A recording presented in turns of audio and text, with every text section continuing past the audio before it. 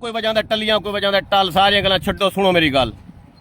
ये मुखड़ा देख रहे हैं, ये बताएगा आपको कि लूहा पाड़ मजून क्या करती है।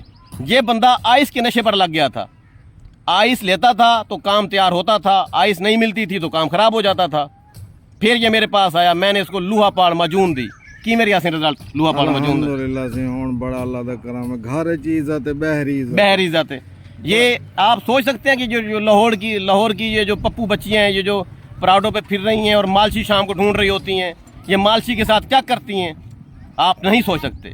आइस का नशा यूनिवर्सिटियों में फैल चुका है, कॉलेजों में फैल चुका है। इसको लोग बतौर सेक्स के लिए इस्तेमाल करते हैं, लेकिन जब ये नहीं मिलता तो फिर आप वैशी हो जाते हैं, घर वालों को काट देते हैं, पागल हो जाते हैं, ज़हनी तवाज़ुन खराब हो जाता है।